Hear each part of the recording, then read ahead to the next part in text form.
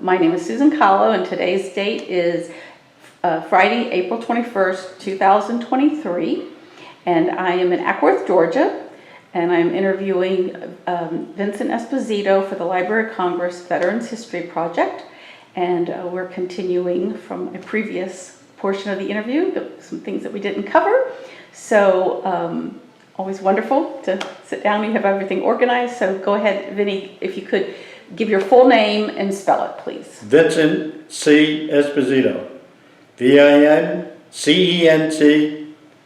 C for Charles, Esposito. E-S-P-O-S-I-T-O. Okay. Where's your name from? What is that? Where's your name from? Where did your family come from? It comes from Avellino, Italy. Oh, okay. Or New York City, they all finally wound up in. That is what happened anyway. Well, that's a great name. So, but anyway, well, let's give your branch of service. Let's repeat that. Okay, I was in the United States Marine Corps. I was in for 3 years, volunteered for 3 years, and my life in the Marine Corps was Paris Island, then on to Camp Pendleton, California, and then on a boat to Korea. Mm-hmm. And when I come back, we went to Korea, and it was quite an adventure. I spent 3 years in the Marine Corps and finally wound up in Albany, Georgia. Well, let's go back. What year was it that you enlisted? I want to get the time frame again. I enlisted in February 3rd, 1951. How old were you then when you went in? Just turned 19. And went into boot camp, got my training, and then after boot camp, they shipped us to Camp Pendleton, California, mm-hmm. and we ran all over the hills in California. And then they put us, they gave us leave, and finally we went down to San Diego. They put us on a ship, and we sailed for 12 days, and we landed in Japan, off the coast of Japan. And we then received liberty for the day. They said we were going to be there for a couple of days. So we all went out in Liberty, and we got back to the ship. We had to be back at midnight. And when we got back, they said that Liberty's over, that please gather all your sea bags, just take your equipment, your rifle, pack, and helmet, and put your stuff on the dock. And by 4 o'clock in the morning, they took us down to an airfield, put us on a plane, and we wound up in Busan, Korea. Evidently, we were told that the 7 Marines ran into a lot of opposition and had heavy casualties. So they brought us over. We were the 1st Marines, 3rd Battalion, 1st Marines. And we come back, and as we were getting off the planes, they were bringing the wounded in and onto the planes to bring back to Japan. And they put us on trucks and brought us up to the line. There they separated us and brought us into different companies. And it's quite scary for a 19-year-old to be moved around. And as we were riding up the roads to the line, we heard a lot of bombardment and artillery going off and so forth, but it was scary. You weren't expecting that? No. So anyway, we got put into companies, and that's where we were. And then I was in H Company, 3rd Battalion, 1st Marines.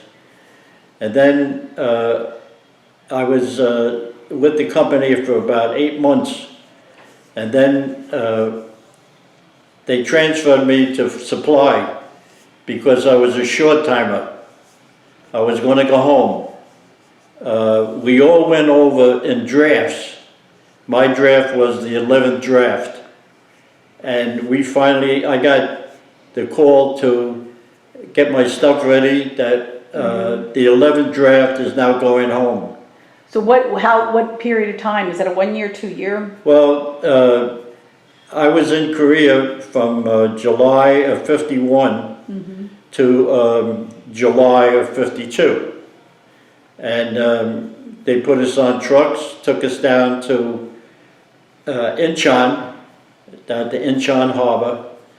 And there we got deloused and got fresh clothes and showers and so forth and so on. It was quite funny. They had walks going down this compound, wooden walks. They made a sidewalk going down.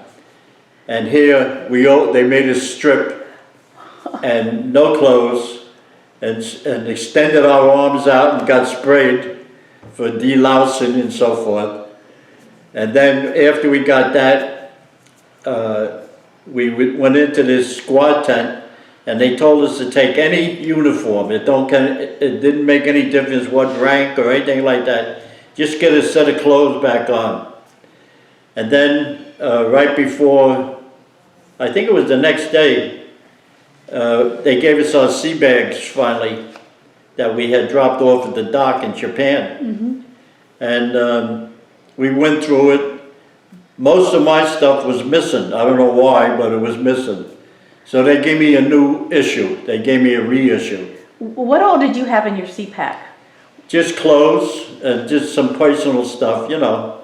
Most of it was there, but I don't know what happened to it, but they were probably stored someplace, and if they were in Japan or something like, maybe, I'm not accusing anybody, but maybe some people did miss some stuff. So we finally got, when we were ready to get into Incheon, they put us out. We went into Incheon Harbor and got on a ship. And we was on the ship with 1,200 Army guys. And they took us to Japan, back to Japan. The Army guys were dropped off, and we stood on the ship, and 1,200 new Marines got on the ship. So I think there was 2,500 of us on the ship. Food was great on the ship. It was a merchant marine ship. When we went over, the food was terrible. It was a Navy ship. And they had green eggs and dried diced potatoes, and on Sunday they'd have cold cuts. You know, it just wasn't nice. But anyway, I did see some action over in Korea. Nothing like the Band of Brothers, but we ran into some mortar fire and rifle shooting and so forth and so on. But we stood on line Christmas Day, and it was a blizzard, and we were in these foxholes, and they said that they were going to bring us the Christmas dinner. Everybody would have Christmas dinner. Well, it was a blizzard, and the helicopters couldn't bring the food up, so they had what they called the Korean Service Corps. These were people that were hired by the United States. They were Korean people, and they used to carry all our ammo and stuff up the hills. Well, they brought the food up in the blizzard. By the time they got it up there, everything was frozen solid. There was nothing. I mean, the coffee, everything was frozen solid. So we had they had issued these little sterno stoves. And we had coffee for Christmas dinner. Everything else was frozen solid, you know. But anyway, time came around, and in July, at the end of July, I think it was, I'm not too good on dates anymore, but they said we were going home, and I was promoted to corporal, and they took us home, and we were going to San Francisco, and we get just about halfway up to San Francisco when they turned the ship around. And everybody got really nervous. Right away, scuttlebutt starts, oh, we're going back, you know, and stuff like that. But they had no room in Treasure Island up there in Frisco. And they didn't get the orders out for the tent draft. So they turned us around and brought us back to San Diego. That was another couple of days. But we was on the ship 14 days coming back. Wow. Can I ask you, just going before you left with Korea at this time, were you with the same battalion, or how many people were you? Like, were you in the foxhole getting your Christmas dinner? When I left Korea, I was down in H Company. And there was about 10 of us. And we had our lieutenant was replaced. He happened to be first lieutenant, and he was in the Japanese prison camp for 4 years. Oh. And he spoke Japanese fluently. His name was Lieutenant Tootle. And we got this warrant officer in. And he was very good. We had a big party before we left. And So it met I was just curious how, from all your training with the Marines, you know, going through training before you went to Korea, did it meet your expectations? Did you feel prepared? Was the leadership good, and were you equipped properly? the first time that we had some action, you're scared. There's no doubt about it. You're nervous. But after a while, it's just common, you know. In fact, the Koreans at nighttime, they used to play music for us, you know. And Christmas time, they sing Christmas songs, you know. But you just get used to something after a while, you know. Did you get letters from home? Did you communicate? Oh, yeah, yeah. So communication was good? Yeah, yeah. And then we used to go down into reserve. They had a tent city down in, I think it was, I don't know if it was Wanju, but they had tent city they built there, and that was our leave. They used to give us 2 weeks, and they'd bring in beer, and we'd have change of clothes, and the Korean ladies used to wash our clothes for us and stuff like that. And it was nice, but I was glad to get home. And I think I told you once before that when we got back to reserve, we was able to telephone our parents. And my brother was in Korea, I told you, at the same time. But anyway, we got back. I got back to San Diego, and we stood there for, I think it was about a week. I don't remember. And we got our orders finally. And my orders were to go to Albany, Georgia. But when I seen Albany, I thought I was going to Albany, New York. But it didn't work out that way. Of course, because you're from New York. So we got a 30-day leave. I came back to Georgia, which I mentioned once before, that there was no base there. There was only 80 guys on the base, and they were building the base. Today it's a big place, you know. So then I was there for 2 years, a year and a half, 2 years, and got discharged. You know, they try to bring you down in the office and talk you into re-enlisting and stuff, but I wasn't for it. I liked the Marine Corps, don't get me wrong. Yeah. But I wanted out. So we got home. I finally got home in '54, February 4th, 1954. And that was the end of my career there. And then in '55, I had met my wife. I worked in a supermarket. And I met my wife, which we were married for 60 years. And that's how I met her uncle, James Monhoff. And he worked for Associated Press down in Miami. and he was over in Korea the same time as I was. But he was there a little longer. He was in 1950. I didn't know him then, and eventually when I married my wife, we went down to Miami to meet him and so forth and so on. And that's how I got in touch with Jay. Okay. Did you, so I know he gave you he gave you a lot of original photos. I took care of all his effects and his personal, everything personal when he passed away. First his wife passed away a few years before, but he put me in charge of getting everything squared away and finished.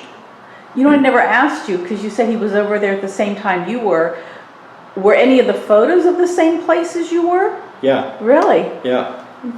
Yeah. That's kind of amazing that, it's a coincidence. Yeah, but you don't know the guy. No. You know, and actually I never seen a photographer taking pictures. That's a good photographer though. I mean, because you showed me a lot of his photos, and his photos are with the Associated Press. What was his full name? What did you? James Monhoff. Okay. Monhoff. So we became I would say pretty good friends. Everybody has their own personalities. Jay was a tough guy, you know. I think the only reason that he really bothered with me was when we first went over to visit him in Miami. He said to me, "Were you in the service?" I said, "Yes, I was in the Marine Corps." Oh, you know, then it was a whole different world. Yeah, yeah. But he was there from 50 to 51. In the middle of 51, he went home. So, and then we got along, and then they liked my wife, and because my wife hadn't seen him in 30 years, and she tracked him down. So they moved over. They were in Miami. They moved over to Punta Gorda. We lived in Port Charlotte because they had no family, so they just had my wife. And we got along. We had them join clubs and so forth and so on. And then they joined the Elks Club, and they're having a good time.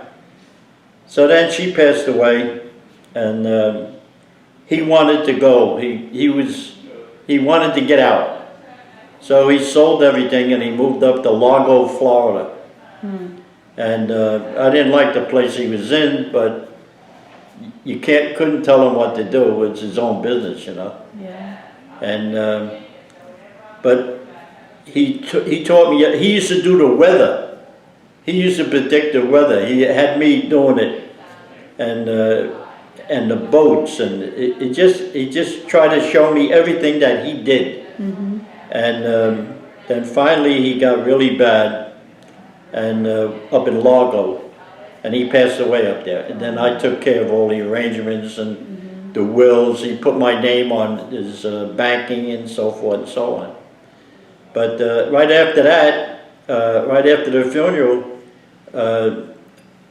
one of the personnel that worked for Associated Press sent me pictures of him when he was in the office down there and so forth.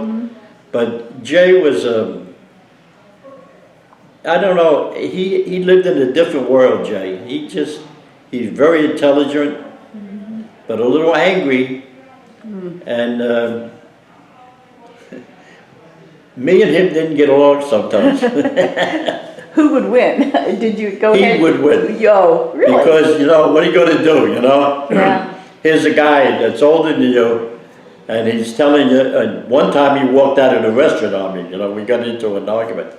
But he was a good guy, and he had his ways, that's it, you know. Yeah. And he's seen a lot, and he did a lot, and he had a couple of accidents. He was testing and racing big cigarette boats, and he cracked a couple up, Was that a hobby for him? Yeah, he loved it. He loved boating. I mean, his life was boating and photography. Yeah. And then he bought a new camera, and he gave me the old camera. I mean, he was good. He taught me how to use the computer. You know, we did a lot of things. But it was a good life for both of us. Yeah. And my wife was very happy that she finally found her uncle, you know. Yeah, that's the family. After 30 years. When you transitioned from the Marines and went into civilian life, did you feel you took anything from the Marines? Did it influence anything you did? No. When I joined the Marines, I was just a kid. Yeah. I was working in the grocery store and so forth. The Marines taught me a lot. I mean, they made a person out of me to give my responsibility to myself and to my family and so forth. And I kind of, when my kids were growing up, I kind of was a little tough on them sometimes, you know. And in the Marine Corps, they taught you what life is going to be when you get out. I mean, if I never had the feeling that I would want to stay in the Marine Corps for 25 years. Yeah. That's just not my bag. Yeah. But I love the Marine Corps. And you got back active with it. You're yeah, now. we were doing good. With the veterans, but it is. So that's about. I stood in New York until I was 51. Got a notion in my head to go to Florida. Packed everything up and left. And my wife didn't particularly care for it at the time, but she learned to like it and so forth.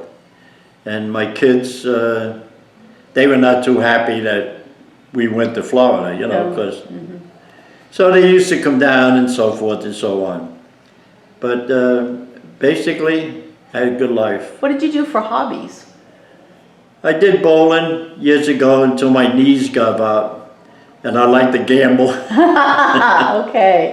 You're So I used to work a lot. We worked 7 days a week. You know, I did heating and air conditioning, get up in the attics. Were you a technical? You did the technical work? Excuse me. Yep. Do you need some water? You need some water? I can. We used to get up in the attic, and it's 100 degrees, 110 degrees, and putting ductwork in, you know, for air conditioning. And I did that. Well, I was a member of the union for 70 years. You did that work in Florida? I did that work in Florida also. I supervised a lot of jobs down there.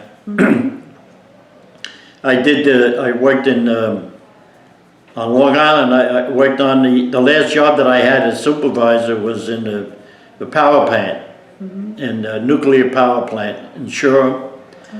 And we did all the cooling and heating and mechanical. Yeah. And then when I went to Florida, I got it, there's Richardson. So anyway, when I got to Florida, I went around, but they weren't paying the same money that I was getting up in New York, you know. But I did, and we made it. And then we won the lottery, which made things much easier. And finally, my wife got sick.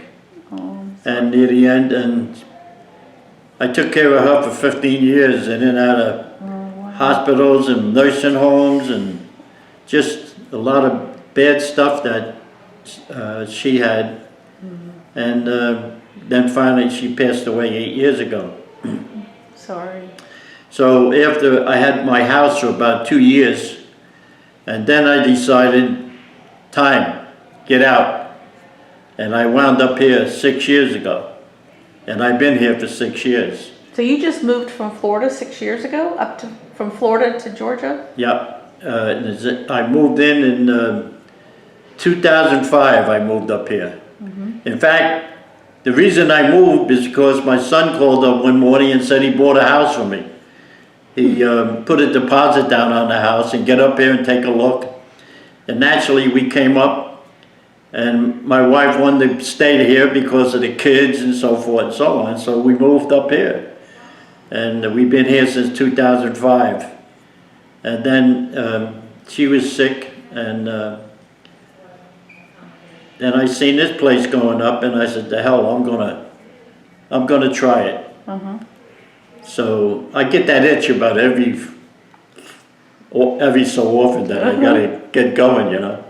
So right now I'm in the middle of packing. I'm about 80% packed. And I hope that June 1st, we'll be moving. Still in the area though? Still gonna be in the same area up here? Yeah, I'm about 15 minutes away from here. Okay. It's a beautiful place. Wonderful. And I talked to people, and we're anxious to get it going. And it's a smaller community. It's only 57 units. And it's going to be an assisted living now, because as I'm getting older, I'm going to need some help, you know. And I just have my son Michael up here. And the other kids are out of town, you know, in North Carolina and Vermont and so forth. So that's it. Will there be veterans? What are you gonna continue doing with veterans? I don't know yet. I'm gonna kind of rest a little bit. I mean, I've been doing this over here. I got all the veterans together. We had 45 veterans here. And I went to Jocelyn, who is the manager here, and I said, it'd be a good idea, why don't we have a luncheon for the veterans? So we have it about every other month or so, and they seem to like it, and everybody makes a big thing out of it, you know? And finally, I got them to go to restaurants. We go to Simplified Restaurant. You think you'll continue that? Huh? Will you continue to go there? That's been a month. I have in my mind, because what happened, I got introduced to some people from Marietta. You know them, Doug and so forth. And we used to get together the first Wednesday of every month. We used to have 25 people sitting there and talk, and it was from different areas. And I'm gonna try to continue it. Great. You know, That's and great. I don't know what's going to happen here because I'm leaving. And but from what I understand, that there's going to be veterans over there, and it's a good chance to get them going and so forth. You know, I'll do it. I mean, it isn't that I don't want to do it. Yeah. It's just how many people want to do it. Yeah. So. You've laid the foundation. It takes someone to lead, and you've stepped up every time, but it's time somebody else can take over. Yeah, I mean, I started the veterans, I started bingo, I did bingo 3 days a week, and I took the veterans out, which they never did before, and I even take some of the ladies out sometimes. We go to bingo, we go, you know, go out to eat. Now the ladies want to go to Simplify, you know. I guess so. And at first I told them no, because this was our night out. It was the veterans' night out. And you really don't need ladies sitting there and don't really understand what's going on. And everybody is quiet because the ladies are here or the guy's wife is there. So I keep saying no, and they think I'm terrible because I won't invite the women. Yeah. So what they did, when I have a veterans luncheon here, they get some of the ladies together and they go to Simplify. That's great. Yeah, so That's a great they go place down to to meet go. Ralph, you know. Yeah, yes. So, yeah, it's nice. So I'm going to continue, I'd like to continue to go to Simplify, you know. We got to say Ralph Roger is, Yeah. because I interviewed him and his story. Well, the thing is that I'm hoping that I can continue to drive because, well, they have a bus over there. So I'm sure that I can get them to go to the bus. Yeah, a carpool with somebody. It makes it much nicer. And not only that, we go, in fact, the 28th of this month, they're going to the casino. I set that up too. Great. And we go down and I got the people here to give us the bus and they take us there in North Carolina, bring it back, and we have a good day if we win a lot. So I'm gonna see if, well, I already know that somebody mentioned that I do the casino, and a couple of the ladies there in the office says, well, we're going, we want to go already, you know. So I think it will be easy to get it set up. And then everybody bought the ties. We all have ties for veterans, the American flag tie. Yeah, I gotta get mine back on. I was Yeah, kind of falling. and it's a nice group. We have a lot of nice times. So, That's great. and there's a lot of nice people here, you know. That's the main part here is the people. That's always Yeah, that's I always mean- kind of the heart of, I've met quite a few here, and they seem to genuinely enjoy the interaction with These people here, I started a deal, because we're not supposed to tip here. We have no tipping. So I started a Christmas fund for the residents. And we asked the people to donate towards a Christmas gift for all of the employees. Every employee gets something, whether it's $25 gift card or $1,000, they get it. So the first year I had 26 people here. I collected $4,000. That was almost 6 years ago.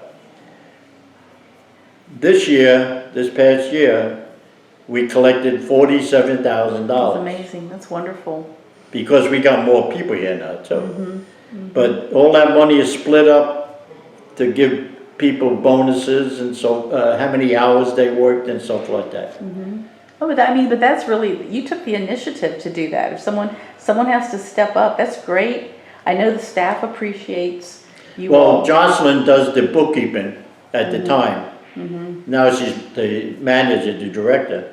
But they figure out all of the bonuses for us and so forth. And then they just give them a check at the end, you know. So anyway, everything worked out well so far. Yeah. And I don't know what the rules are going to be over there, and I'm not going to start something if they don't want, you know. It sounds like you'll go in for something new, and when you see something needs to be done, you want to do Yeah. it. But maybe is it a new place or is it a place? Yeah, that's- brand new. Oh, it's brand new. Okay, yeah, that's I'm home. not the person to be quiet. If I got something in my mind, I say it, whether they like it or not. But they can always know that I'm going to be honest. I'm not going to lie to them or anything like that. But I feel that even my kids, when they grow up, I try to teach them to take care of themselves, and which they did. My kids are fantastic, you know. That's great. So So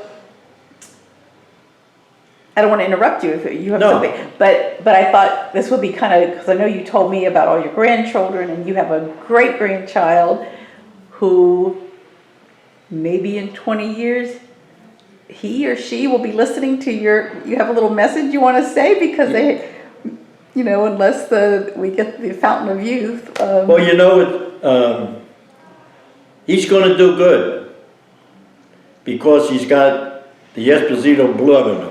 There you go. That's They wonderful. know how to handle themselves. As long as they don't get spoiled to the point where they have to ask mommy and daddy for everything. They have to be independent and get out. My kids are independent, let me tell you. That's great. And they all did well. And I'm very proud of all of them. Well, that's a great message. Good family. That's a great message. So Yeah. just keep at it. You're a good role model. So, Well, you know what really makes me feel good too is that, number one, with this interview, my great-grandkid and his kids can see this. I mean, I can't see I don't know who my great-grandfather was, you know. exactly. They can look at this tape and see who I was. I don't even know if this new great-grandson knows that I'm a grandfather also. You know, because my son, they call him grandpa. But I'm great-grandpa. Yes, yeah. So it's nice that I know that some of my family will see me. I would love to see my grandfather, and I never seen my one grandfather, Feel the same. you know. Yeah. And it's Well, and wonderful. also you're talking about the Korean War, and that you went in as a young man into the Marines. You know, all the grandkids, I don't know what ages, but teenagers, they're always thinking, and a relative can be a huge influence. Well, I would have to hate to see any of them have to go to war. Yeah. You know, I mean, I'd rather see them go to college than go to war. But when the time comes, I also expect them to defend their country. It's as simple as that, you know.